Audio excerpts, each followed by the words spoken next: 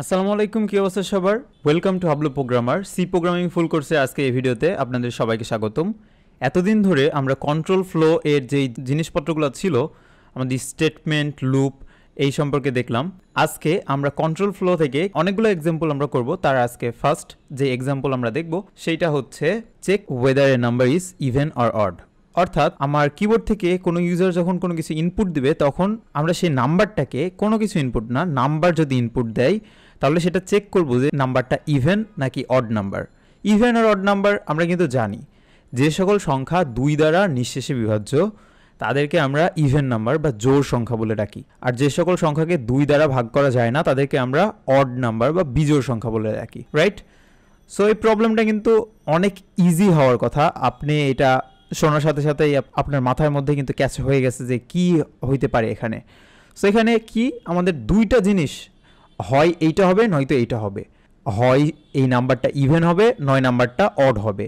So এই জিনিসটা আমাদের কনসেপ্টটা কার মধ্যে পড়ে, এই জিনিসটা আমরা ইমপ্লিমেন্ট করতে পারি হচ্ছে ইফ এলস স্টেটমেন্ট দিয়ে, রাইট? এটা আমরা আজকে দেখব আজকের এই ভিডিওতে খুব ইজি উপায়ে কিভাবে আমরা ইফ এলস স্টেটমেন্ট ব্যবহার করে একটা প্রোগ্রাম লিখতে পারবো বা প্রবলেম সলভ করতে পারবো। যেই প্রবলেমটা হচ্ছে আমার কিবোর্ড থেকে ইউজার কোনো কিছু ইনপুট দিলে, কোনো নাম্বার ইনপুট দিলে সেটা দেখব সেটা ইভেন নাম্বার নাকি অড নাম্বার। সবার প্রথমে কি করতে হবে, কোড ব্লকস ওপেন করতে হবে। কোড ব্লকস ওপেন করার পর আমাদের কাজ হলো বেসিক যেই ইনস্ট্রাকশন বা বেসিক যেই কোড যেটুকু লিখতে হয় সেটা লিখে ফেলা। সবার প্রথমে আমাদের কি করতে হবে, হেডিং ফাইলটা লিখতে হবে। যেহেতু এই কোডে আমরা ইনপুট অ্যান্ড আউটপুট নিয়ে কাজ করতেছি, এই কারণে hash include standard input output বা stdio আমাদের লিখে দিতে হবে। Standard input output dot H অর্থাৎ কি হেডার ফাইল। ওকে, কাজ শেষ। এরপরে আমাদের মেইন ফাংশন শুরু হবে, ইন্টিজার মেইন।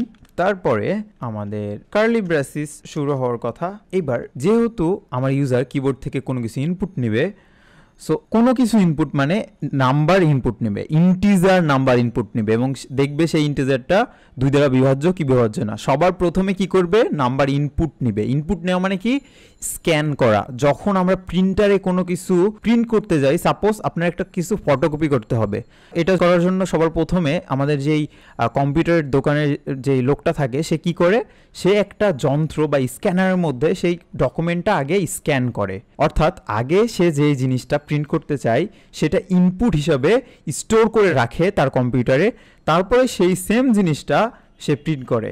সো আমাদের স্ক্যান করতে হবে বা ইনপুট নিতে হবে। ইনপুট নিয়ে কোনো একটা জায়গায় কিন্তু সেটা স্টোর করে রাখতে হবে। আমাদের যেই কম্পিউটারের দোকানদার ছিল সে কিন্তু কম্পিউটারে স্টোর করে রাখতেছে ইনপুটটা স্ক্যান করে।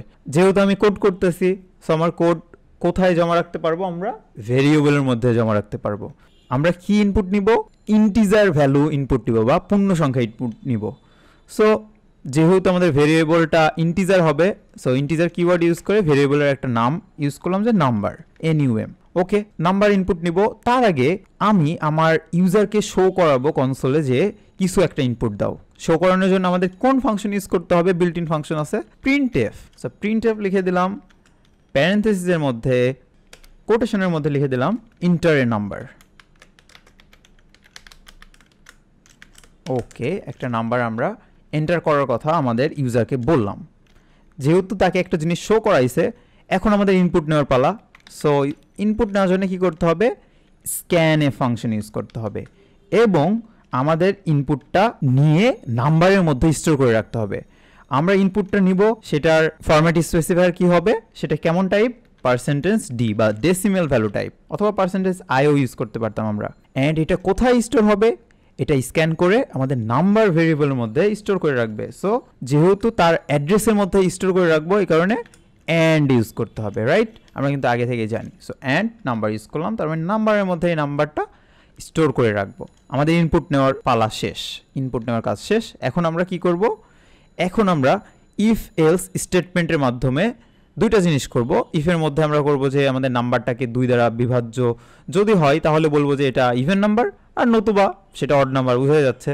সো কী করতে হবে, ইফ স্টেটমেন্ট লিখে প্যারেন্থেসিসের মধ্যে আমাদের যেই কন্ডিশনটা সেটা লিখে দিতে হবে। সো কন্ডিশন আমি কি বললাম, আমাদের এই নাম্বারটা যদি %2 = 0 হয়, এর মানে কি আমাদের এই নাম্বারটা 2 দ্বারা মডুলো ডিভিশন করলে তার ভাগশেষ যদি 0 হয় তাহলে কি ঘটনা ঘটবে, তাহলে আমাদের কার্লি ব্রেসেসের মধ্যে যায় আমরা প্রিন্টএফ ফাংশন ইউজ করব।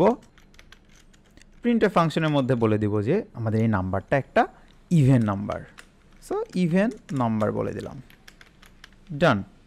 শেষে একটা সেমিকোলন। আর যদি ইফের এটা ট্রু না হয়, যদি ইফের ভেতরের যে কন্ডিশন আছে এটা ট্রু হয় তাহলে ইফ ব্লকে ঢুকবে, আর যদি ট্রু না হয় তাহলে সরাসরি সে এলস ব্লকে চলে আসবে। এলস ব্লকে আসার পর সে কি দেখবে, যেহেতু উপরেরটা সত্য হয় নাই তার মানে নিচেরটা সত্য হবে, আর নিচেরটা সত্য হলে কি প্রিন্ট করার কথা, অড নাম্বার প্রিন্ট করার কথা। সো প্রিন্টএফ এর মধ্যে প্যারেনথেসিসের মধ্যে কোটেশনের মধ্যে আমরা লিখে দেব যে আমাদের নাম্বারটা হচ্ছে অড নাম্বার, ওকে, অ্যান্ড সবার শেষে সেমিকোলন। যেহেতু আমাদের এই কোডটা কোনো কিছু রিটার্ন করতেছে না, কোনো ভ্যালু, এই কারণে আমরা রিটার্ন 0 করে দিব। এটা না দিলেও কোনো সমস্যা নাই, বাট স্ট্যান্ডার্ড কোডের জন্য আমরা এটা ইউজ করে থাকি। কাজ শেষ, এখন সেভ করার পালা। কোডটা Ctrl+S দিয়ে আমরা কিন্তু সেভ করব। Ctrl+S দিয়ে সেভ করলাম। এবার আমরা বিল্ড করব, দেন রান করব। বিল্ড করার পর রান করতে পারি, অথবা একসাথে বিল্ড অ্যান্ড রানে ক্লিক করলে আমাদের কনসোলটা ওপেন হয়ে যাওয়ার কথা। সো বিল্ড অ্যান্ড রানে ক্লিক করলাম, কনসোল কিন্তু ওপেন হয়ে গেছে। আমাদের লেখাটা ছোট ছোট আসতেছে, দেখি আগে এটার সাইজটা একটু বাড়াই নেই। প্রপার্টিস থেকে ফন্ট, এখানে আমরা 28 করে দিলাম, আমাদের ফন্টটা কিন্তু বেড়ে গেছে, ওকে। সর্বপ্রথমে কি আসছে, আমাদের প্রিন্টএফ ফাংশনের মাধ্যমে যেটা লিখছিলাম ইন্টারের নাম্বার, সেইটা আসছে। সো একটা নাম্বার দিয়ে দিই, আমি 10 দিলাম। 10 কি হওয়ার কথা, 10 আগে 2 দ্বারা মডুলো ডিভিশন করবে, যদি 0 আসে এর ভাগশেষ, তাহলে সে বলবে কি এটা একটা ইভেন নাম্বার। কি বলছে আমাকে, 10 একটা ইভেন নাম্বার, ওকে। আবার কোডটা রান করে দেখি অড নাম্বারের ক্ষেত্রে কাজ করে নাকি। আমরা দিয়ে দিলাম একটা অড নাম্বার, যেমন 9 অথবা 81। এখন যদি এন্টার হিট করি, এটা কি বললো, 81 ইজ এ অড নাম্বার। তার মানে আমাদের কোড কিন্তু সাকসেসফুলি রান করতে পারছি আমরা। একদম ইজি প্রবলেম ছিল। এখন আপনাদের কাজ হচ্ছে এই কোডটা আপনার যদি মাথার উপর দিয়ে যায় কোনো সমস্যা নাই, আরও একবার ভিডিওটা দেখবেন, তাও যদি বুঝতে সমস্যা হয় কয়েকবার ভিডিওটা দেখবেন, দেখার পর তাও যদি বুঝতে সমস্যা হয় আমাদের গ্রুপে পোস্ট করবেন আপনার প্রবলেমটা, কোথায় প্রবলেম হচ্ছে। অ্যান্ড আমাদের গ্রুপে অনেকেই আছে, অনেক এক্সপার্ট আছে, তারা এটা সলিউশন দিয়ে দিবে। অ্যান্ড আপনি যদি এটা পেরে থাকেন তাহলে কি করবেন, স্ক্রিনশট নিয়ে আমাদের গ্রুপে পোস্ট করে দিবেন। একদম ইজি একটা প্রবলেম ছিল, কোন একটা নাম্বার ইভেন নাকি অড নাম্বার সেটা ফাইন্ড আউট করা।